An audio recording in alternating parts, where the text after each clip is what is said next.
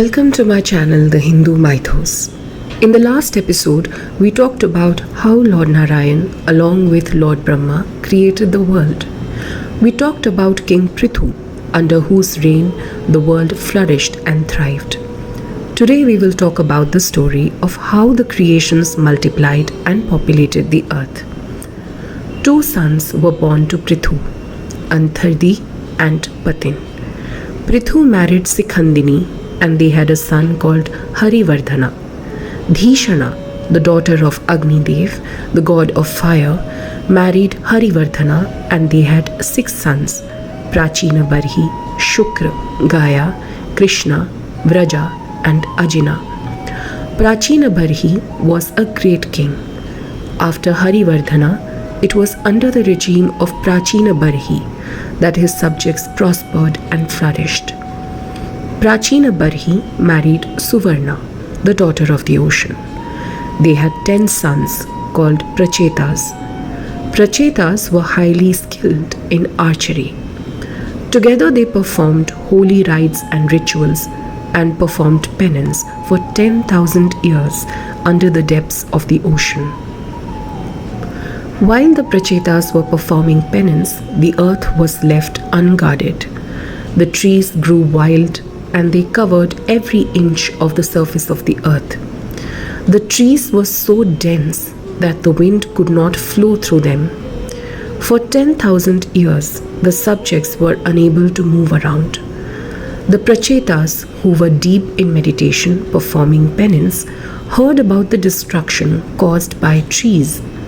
They became furious. They produced wind and fire from their mouth. The wind uprooted the trees and the fire burnt them down. Most of the trees were destroyed and only very few trees remained. Upon seeing this, Soma, the god of moon and vegetation, went to the Prajapatis and requested them to control their anger. He told them about the beauty of Marisa, the daughter of the forest whom he had raised as a child. He requested them to marry her. He told them that as their wife, she will raise the lunar race.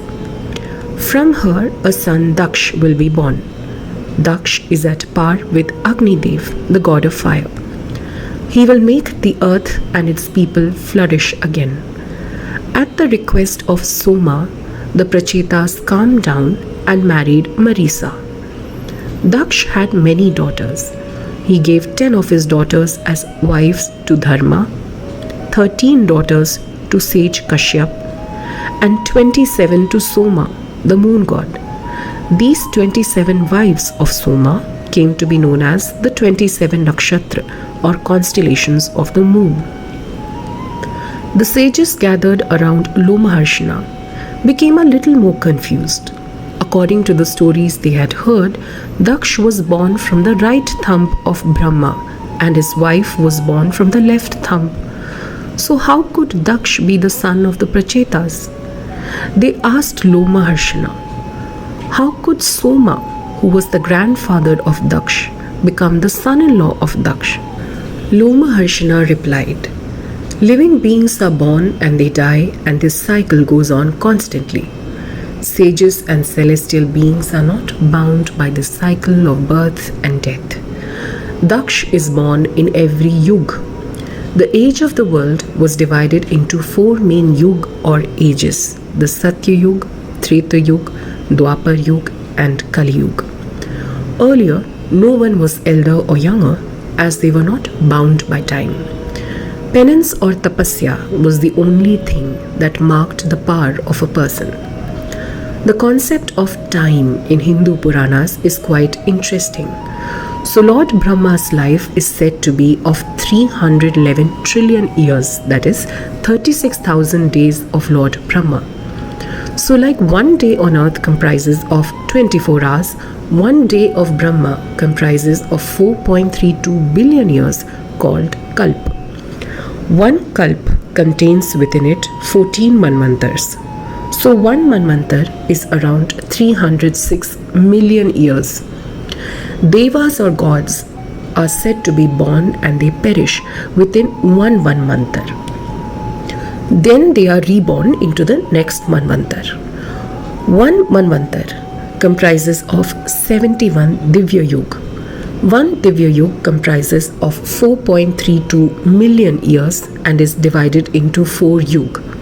You have Satya Yuga, 1.7 million years, Treta Yuga, 1.296 million years, Dwapar Yuga, 8.6 lakh years, and Kali Yuga, 4.3 lakh years. Presently, we are in the Kali Yuga.